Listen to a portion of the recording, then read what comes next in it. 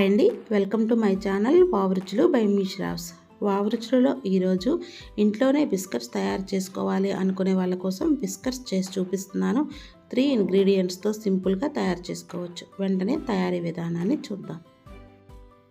దీనికోసం ముందుకు ఒక బౌల్ని తీసుకొని బౌల్లో 1 కప్పు వరకు గోధుమ పిండిని తీసుకోవాలి. ఏ కప్పుతో గోధుమ పిండిని తీసుకున్నామో అదే కప్పుతో 1/2 కప్ షుగర్ పౌడర్ని తీసుకోవాలి. చిటికెడు సాల్ట్ని యాడ్ చేసుకోవాలి. చిటికెడు బేకింగ్ సోడాని యాడ్ చేసుకోవాలి. వీటిని యాడ్ చేసుకున్నాక ఒకసారి బాగా కలుపుకోవాలి. దీనిలో 1/2 కప్ నెయ్యిని కానీ బటర్ని కానీ తీసుకోవాలి. నెయ్యి బటర్ ప్లేస్లో ఆయిల్ని కూడా యూస్ చేసుకోవచ్చు. వీటన్నిటిని ఒకసారి బాగా కలుపుకోవాలి. సాఫ్ట్గా చపాతీ ముద్దలాగా చేసుకోవాలి. నెయ్యిని కొంచెం కొంచెం యాడ్ చేసుకుంటూ సాఫ్ట్గా కలుపుకోవాలి.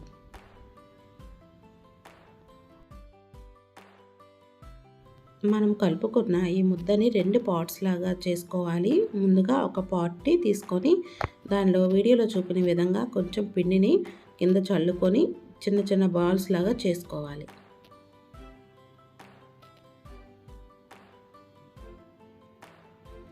ఇలా చేసుకొని మనకు కావాల్సిన షేప్లో దీన్ని కట్ చేసుకోవాలి. మనకి ఏ సైజులో కావాలంటే ఆ సైజులో కట్ చేసుకోవాలి. మిగిలిన పిండితో కూడా ఇదే విధంగా అన్నింటినీ చేసుకోవాలి. మనకు కావాల్సిన షేప్లో చేసుకోవచ్చు.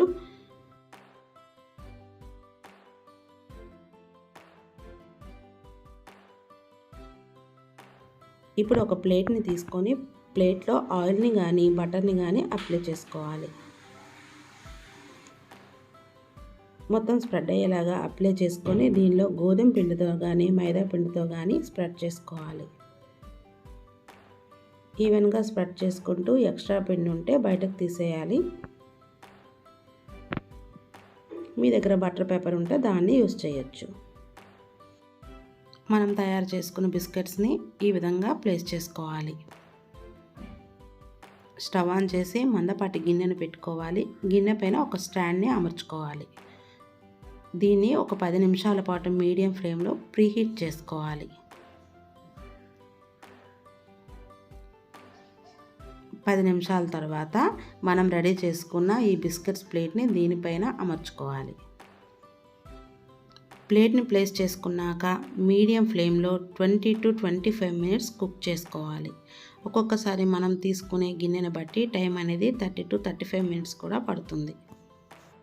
నాకు 25 మినిట్స్ సమయం పట్టింది. 25 మినిట్స్ తర్వాత స్టవ్ ఆఫ్ చేసుకొని ఇదే గిన్నెలో ఒక 10 నిమిషాల పాటు అట్లానే ఉంచేయాలి. కొంచెం చల్లారాక ప్లేట్ని బయటకు తీసుకుంటే ఎంతో రుచిగా ఉండే బిస్కెట్స్ అనేవి మనకి తయారయ్యాయి. మీరు కూడా ఈ రెసిపీని తప్పకుండా ట్రై చేయండి. మీకు ఎలా కుదిరిందో కామెంట్ సెక్షన్లో నాతో షేర్ చేసుకోండి. వావ్ రుచులు బై మీ శ్రావ్స్ ఛానల్ని సబ్స్క్రైబ్ చేసుకోండి. Thank you for watching.